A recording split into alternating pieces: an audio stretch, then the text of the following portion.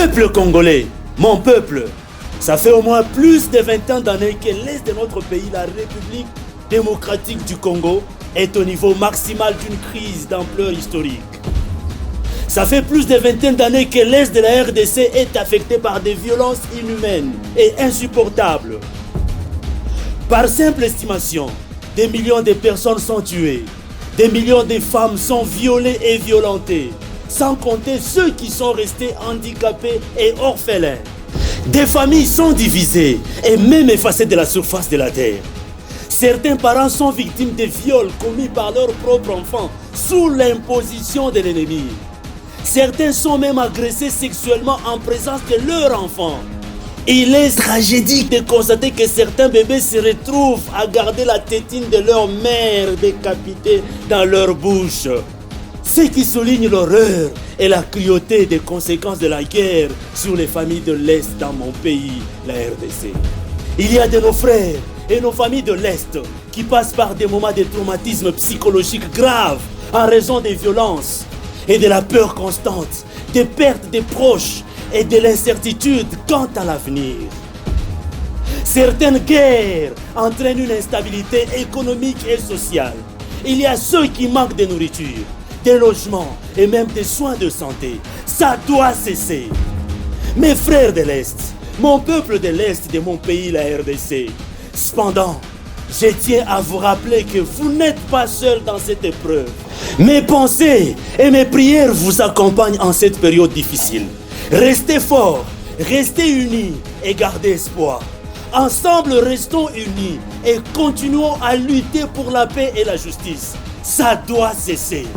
Peuple congolais, en tant qu'ambassadeur de la jeunesse pour la paix en RDC, j'ai lancé un appel urgent à la communauté internationale pour agir contre ces atrocités. Par la Convention pour la prévention et la répression du crime de génocide, adoptée par les Nations Unies en 1948, nous pouvons conclure que mon pays, la RDC, est en train de subir les génocides sous notre regard impuissant. Il y a meurtre, atteinte grave à l'intégrité physique et même mentale. Mes frères de l'Est sont soumis intentionnellement à la destruction physique. Ça doit cesser. Et nous ne pouvons pas rester silencieux face à cette tragédie. Quelques personnes ont dit successivement: le silence face à l'injustice est une trahison envers ceux qui souffrent. Rester silencieux face à l'injustice, c'est donner son consentement tacite à son existence. Le silence face à l'oppression est une forme de complicité. Ça doit cesser. Mes frères congolais, ensemble, brisons les silences pour lutter contre cette injustice qui s'est déjà installée à l'est de notre pays. Sinon, nous en devenons complices. Chers jeunes Congolaises et Congolais, lèvons-nous pour défendre notre avenir, car dit-on, la jeunesse est le moteur du changement et de l'innovation qui façonnera l'avenir de notre pays. Je recours à vous les jeunes pour apporter la solution à ces problèmes qui datent des années. Parce que la jeunesse est une source inépuisable de créativité et de nouvelles idées, capables de résoudre les problèmes auxquels notre pays est confronté. Ça doit cesser. Je recours à vous jeunes parce que vous êtes les gardiens des valeurs et des traditions de notre pays. Votre énergie et votre enthousiasme sont indispensables pour préserver la paix et notre patrimoine culturel. Je recours à vous jeunes parce que nos frères, les jeunes comme nous, sont massivement et innocemment tués chaque jour. Ça doit cesser. Chère Église, corps du Christ, en tant qu'institution religieuse, au-delà de la prière, continuez de condamner ces actes de violence et de promouvoir la justice et la paix.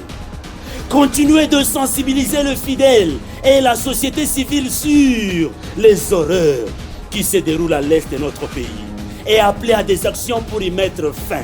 Ça doit cesser.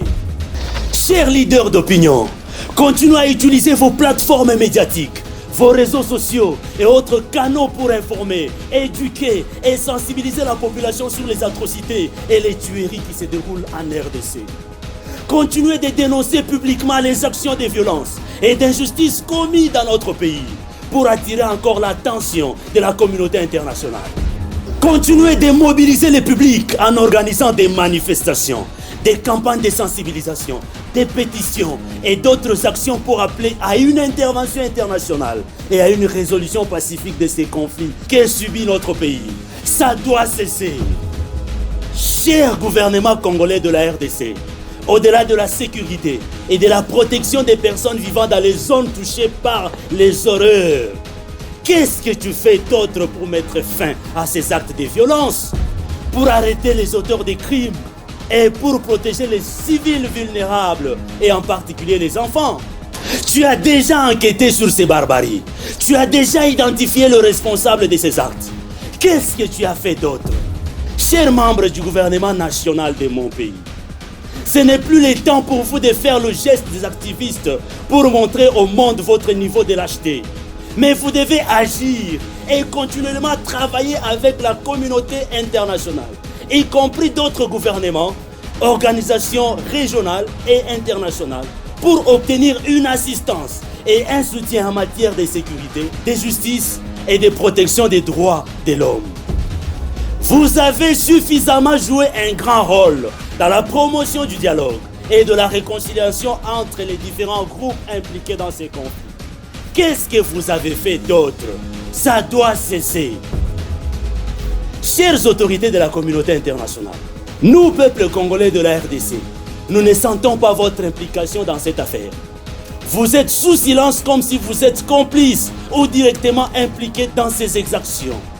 Vous oubliez que votre devoir est celui de défendre les droits de l'homme et la dignité humaine. Vous oubliez que votre responsabilité est celle d'apporter une assistance humanitaire aux victimes des atrocités. Vous oubliez que vous devez encourager le dialogue entre toutes les parties en conflit, faciliter les négociations et promouvoir des solutions pacifiques. Vous oubliez qu'au-delà de la diplomatie, vous devez imposer des sanctions ciblées aux responsables des horreurs, ainsi qu'à ceux qui les soutiennent. Impliquez-vous fermement, car ça doit cesser. Chers responsables des ONG et ASBEL, continuez la collecte et la documentation des informations sur ces barbaries et les violences des droits de l'homme qui se passent aisément dans notre pays, la RDC.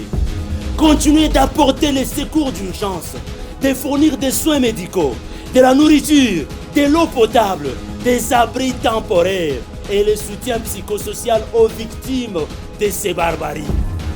Continuez de plaider en faveur des droits des victimes et des populations vulnérables auprès de la communauté internationale et en exerçant une pression sur les gouvernements et les acteurs impliqués dans ces conflits. Ça doit cesser. Chers responsables des médias nationaux et internationaux, n'arrêtez pas d'informer le public de manière adéquate et objective sur les atrocités qui se déroulent dans notre pays, la RDC.